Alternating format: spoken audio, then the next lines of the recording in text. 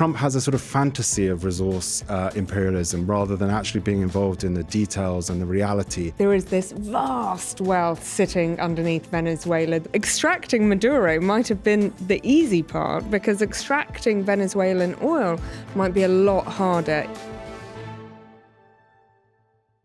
Hello and welcome to The Forecast. Venezuela has long been a country of contradictions, sitting on the world's largest oil reserves while its economy collapsed around it. Now, Donald Trump's removal of Nicolás Maduro and Washington's effective control of the country has pushed Venezuela back to the centre of global politics.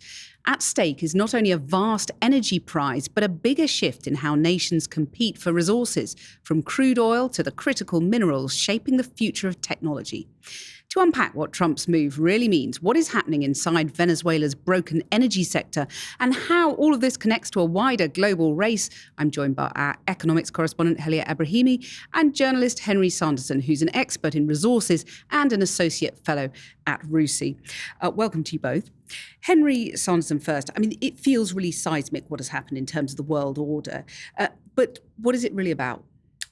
So what I think it's really about is kind of what Trump revealed in the national security strategy, which is defining Latin America as in the US backyard, as part of their interests, their region, and sending a message that China should get out and Russia should get out. But it's so this is the Don Roe doctrine. That's right. He's renamed the Monroe doctrine, hasn't he? That's exactly right. But also with Trump, of course, it's always personal. I think he was taunted by Maduro's sort of dancing and singing and provoking him.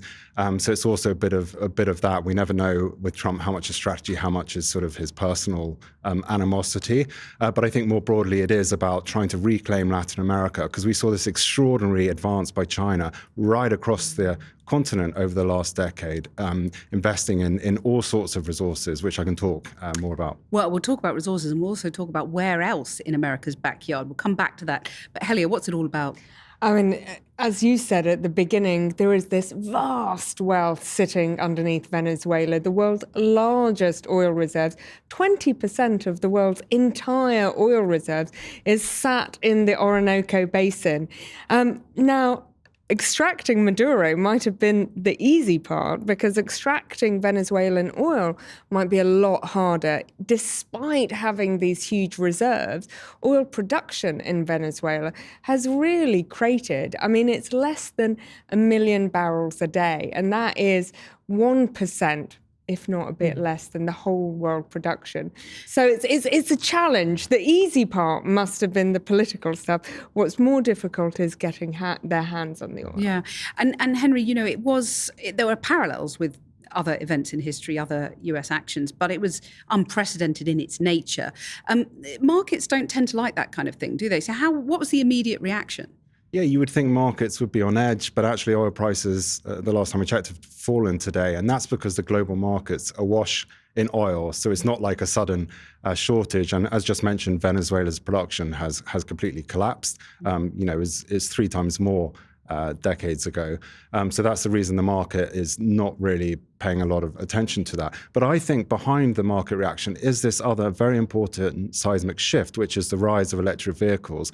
And China is a massive oil consumer, and 50% of new car sales in China are EVs, and that's going to get to 70% by the end of the decade. So what actually is the longer term forecast for oil? And this is so important, because who's going to plow billions into Venezuela when you have an uncertain outlook? Of course, Trump's bullish on oil, but what actually is the longer term forecast? One of the most important questions. Well, so yeah, Helia, pick up on that point about oil prices in the now and in the coming weeks. I mean, oil is around $60 and it's coming down. And next year, as Henry was saying, there's actually a glut in world oil supply. Why is that? Well, because you've got OPEC countries like Saudi Arabia turning on the taps under pressure from Trump. Remember that in his first day, Cathy, he said he wants oil prices, energy prices to come down. But you've also got other countries, non-OPEC countries, neighbors of Venezuela like Guyana, Brazil, Norway even, bringing on oil supply. In that global world, though, I think it's very important to say that exactly the kind of oil that's in Venezuela is the kind of oil that American refineries really know how to use and are desperate for, are chronically short of at the moment. And those refineries are based in states that Trump is very popular in. Yeah, and there is one US oil giant in there at the moment, isn't there? Chevron in Venezuela. Chevron, but they operate, I think, so in the 90s when Hugo Chavez came in, they were nationalised, reappropriated. Yeah, thank you very much. But you've got these American companies like Chevron, like ExxonMobil, who were two companies at that time. You've got ConocoPhillips that lost lots of money. Now, Chevron operates there, but it operates as a JV with the nationalized Venezuelan oil company. That is a very different kind of setup to actually owning the oil and owning the production and being able to start new projects, whereas where the real profits are. And I'll come back to the US oil companies going in just a moment, but just explain this business that we talked about in the intro, Helia, before we move on. Venezuela has the largest oil reserves in the world, and yet production has collapsed. Just explain what's behind that. I mean, mismanagement. There's been lots of, obviously, US companies, European companies were pushed out of Venezuela. It was nationalized under Hugo Chavez. A lot of money in the infrastructure wasn't put in. So years and years of underinvestment has led to this kind of creaking infrastructure where there are oil drills that are left abandoned. There are spills that go unchecked. And there's been lots of fraud as well as kind of big accidents. So huge problems. So, Henry, we said, what is this really all about? Is it an economic act, or is it about resources, or are the two interlinked? Yeah, I think interlinked. I think Trump does have this vision and strategy of securing resources. China has gone around the world, as I said, under the noses of the US over the last decade. They're late to the game, aren't they, the US? They feel like they've really got behind, that China has had the head start in getting minerals, getting resources. And I think... As it's doing across Africa. As it's done across Africa. I mean, the thing is that people around Trump, and Trump, I think, is starting to believe that they are really late to the game and that they need to act now because they want to milk American dominance. So what? Just explain this term resource nationalism that's doing the rounds, Henry. Yes, resource nationalism is basically governments of resource-rich countries trying to get a greater share of the resources for themselves or moving up the value chain, in essence saying, you can have our resources if you invest in processing or smelters. And Indonesia is a really classic example of this. It's basically a few years ago said, we're going to ban exports of nickel unless you build smelters and other refineries in Indonesia. And China invested billions of dollars in doing exactly that. And Indonesia got the jobs, moved up the value chain, is now producing batteries and electric vehicles. So that is a classic example.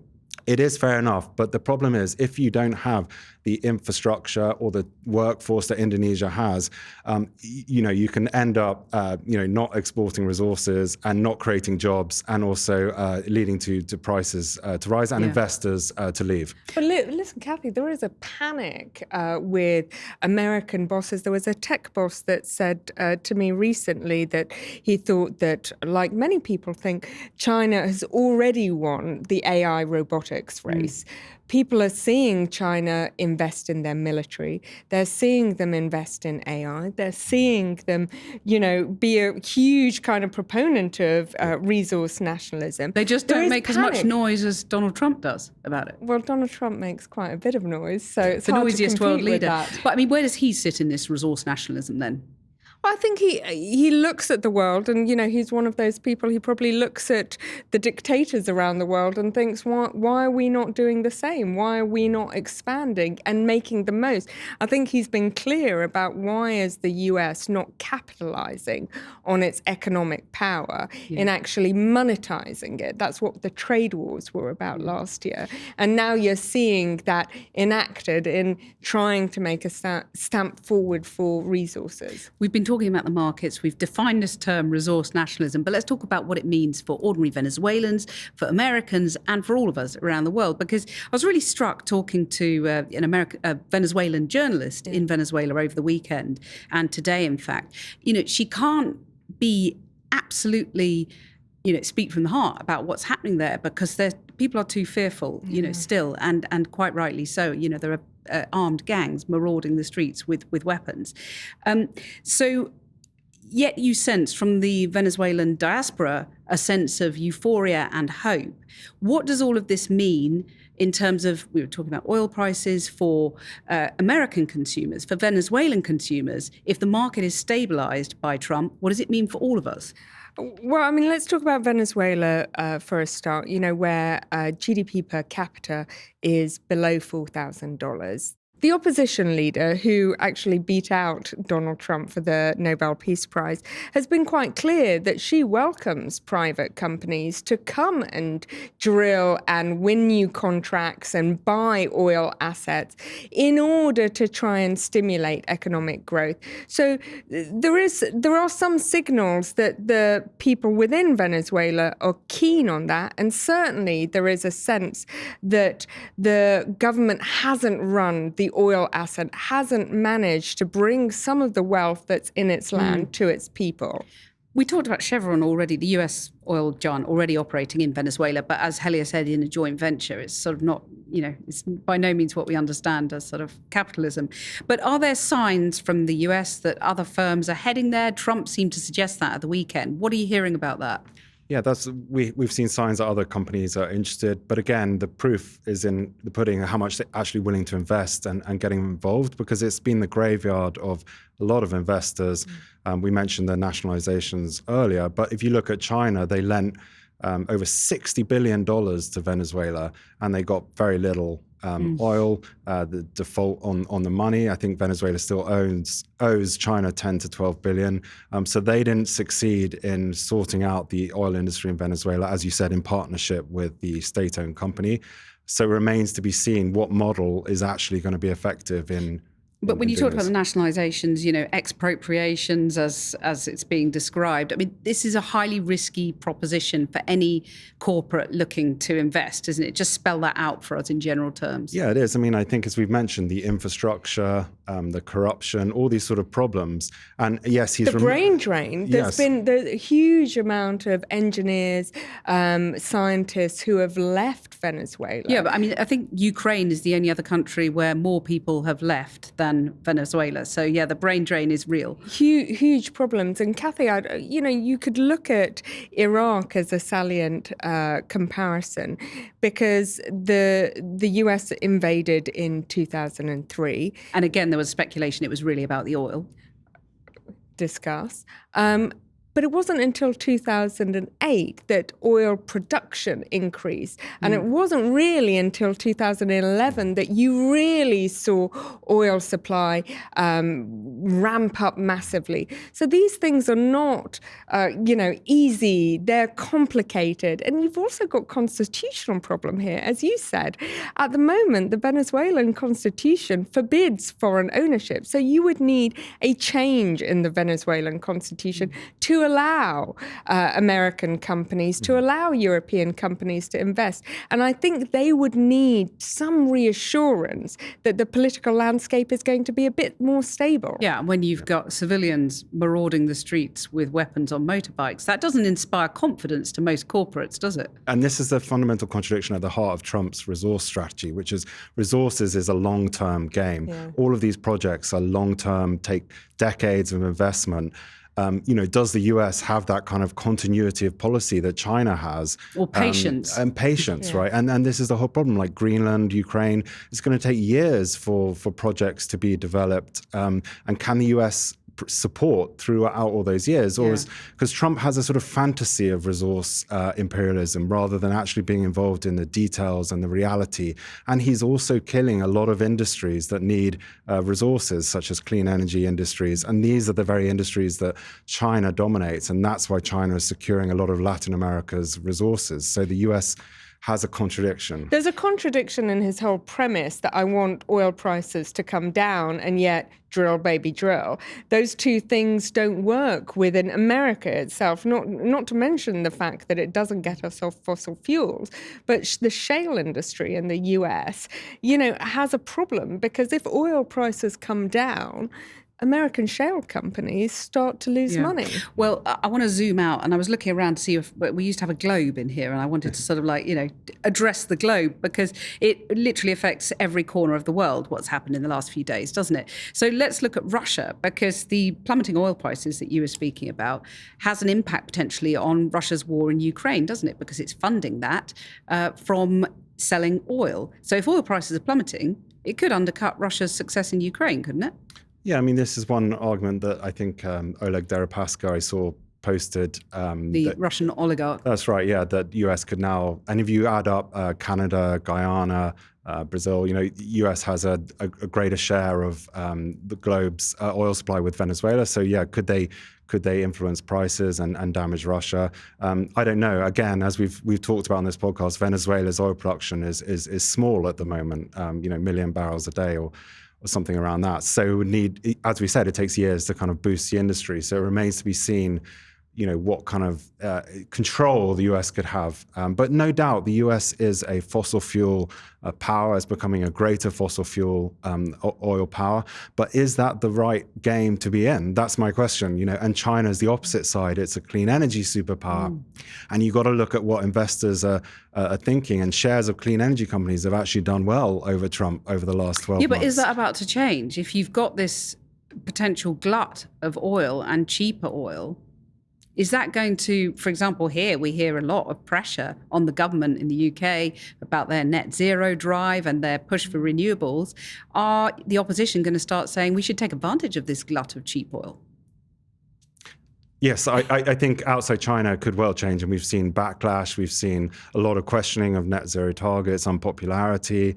So yes, I think it could. But China, is the big consumer of all resources and all commodities, and they have a firm strategy for electric vehicles, for moving off oil. They don't want to rely on oil imports, especially not in the current environment. So I think that is pretty certain, and that's going to be the direction China takes, which will impact all commodities.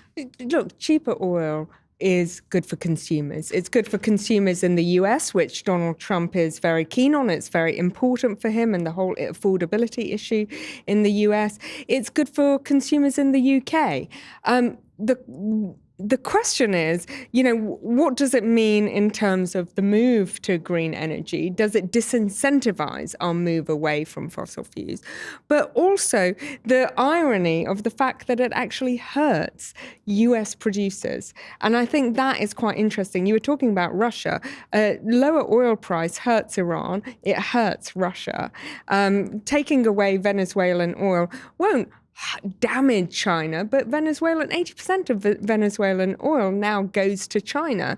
So although Trump has made noises about, they'll get all the oil they're currently buying from Venezuela. And we saw these, what they call dark tankers, ghost tankers. Tankers. Exactly. Ghost tankers. In dark mode, sailing out of Venezuela. And I think that point is interesting, because the bigger issue here is Trump sort of dividing the world up into spheres of influence? Are we going to see a big grand bargain where it's like you get out of Latin America, but you can have the Pacific or Southeast Asia, Russia can, and that's the bigger question in my mind. It's total imperialist vibes, isn't it? Yes, it's a throwback to dividing up the world. Because you heard Marco Rubio on the weekend saying again, we're not going to allow our adversaries to create a base in the Western Hemisphere. I mean, people like Chevron have said for years, this hasn't happened actually. China hasn't created a base in Venezuela. They haven't really capitalized on the fact that the US operators have disappeared. But obviously it helps the narrative. Maybe you don't need to have a complete invasion of American companies in order to control the tap. It makes Chinese teapot refineries have to pay more for oil. That helps US strategic intentions, and it puts pressure on other countries. But it's a new colonialism, isn't it?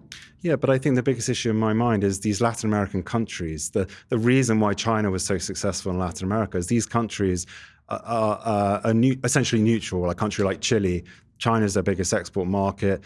They don't want to upset China. They're not picking sides, and this is the issue: is are these countries going to sign up to this new, Monroe doctrine? Or are they willing to alienate and push back against China? I just don't think so, because China is the source of trade. But there's another and buyer. Think Think of their agriculture at the moment. Think of soybeans. We've talked about on this show soybeans and American farmers. Brazil, Argentina, huge soybean kind of growers, and they all sell it to China. So China's position in Latin America, despite all of Trump's, cries to the contrary, is very powerful. Well, we've talked about colonialism and imperialism. So let's look at where this goes next, because Trump has been clear today that Greenland is potentially in his sights. He said it before, but he said it with new clarity today.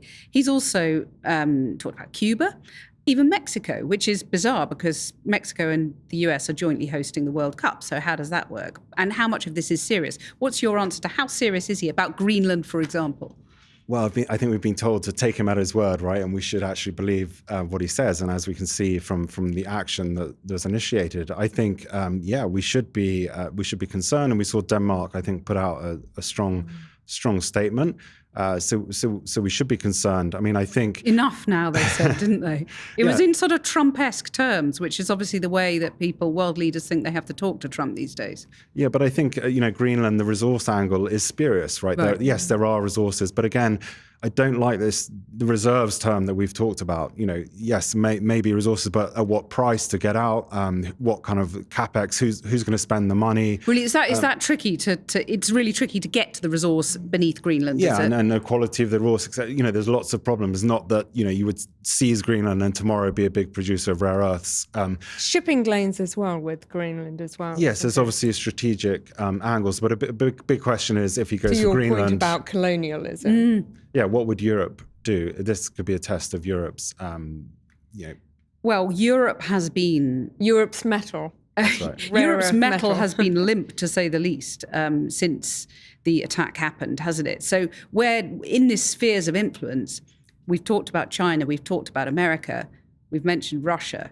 That's how it's sort of carved up, isn't it? Do you want to add anyone else into that? I think Europe is in a tricky situation because it's a big market for China. Does it push back against China, risk upsetting China? It's now the US. We saw from the national security strategy, the US really down on Europe, saying Europe is facing huge cultural problems. So US is becoming antagonistic to Europe. So where does Europe go? I think the only answer is greater European unity, right, and greater resolve, within Europe. Let's end with asking the question that I've been asking myself all weekend and asking every guest I get on the programme, what next? What is your prediction in terms of what Donald Trump does next in Venezuela, but beyond Venezuela too? And how does this just build a picture of this new era of resource nationalism, colonialism, new imperialism, whatever you want to call it, your terminology? What are we looking at next? Yeah, so I mean, Venezuela seems incredibly uncertain from what I read. Again, I'm not obviously there, but what actually is the US going to do to run the place? I mean, he initially said we're going to run it, and then I think the State Department sort of cooled that down. What are they actually going to do? And the similar, you mentioned Iraq earlier, but it went into Iraq, but then there was no plan, right, for day two or actually running the country, and it was chaos. And we could still see boots on the ground in Venezuela. That has not been ruled out. It hasn't ruled that out. So what are they actually going to do? Are they going to run the country? Because they've had this very successful mission. That's the kind of thing Trump likes. He said it was like watching TV. But to your point that the concentration span isn't there for the long term. These are that's the problem. Short sugar hits. And that's my answer to your question about the whole strategy is follow the money, right? Yes, you've got what he wants, Greenland and all these other places. Is the money from US companies actually going to follow and actually invest in these I countries. mean, Rystad this weekend, who's an energy analyst, said that they think that it would cost $110 billion in order to get Venezuelan production to where it was just 10 years ago. That's a huge amount of money for rebuilding US Gaza, rebuilding Ukraine. The US has got fingers in all these pies. Exactly. For US companies to actually spend that money when the climate is uncertain, where the political landscape's uncertain, not just in Venezuela, by the way, but in the US, because what happens when Trump in 3 years' time is no longer in office? And what would you call this new era we're in then? I offered you various terminologies. What would you go for? I think it's a scramble for resources against the backdrop of a contested energy transition, which on the one hand, China is leading and the US is fighting against. But just to the earlier point, I think the difference, the US in many ways is trying to do a China, but the difference is the companies still operate as for-profit corporates. Chinese companies can be told to go in and make losses and invest. And suck it up. But US companies just can't do that. So how will the corporate side of America follow Trump's policies? As I say, follow the money. Are they actually going to back his broader strategy? Helia, Henry, thank you both very much. That is it for this episode of The Forecast. Until next time, goodbye.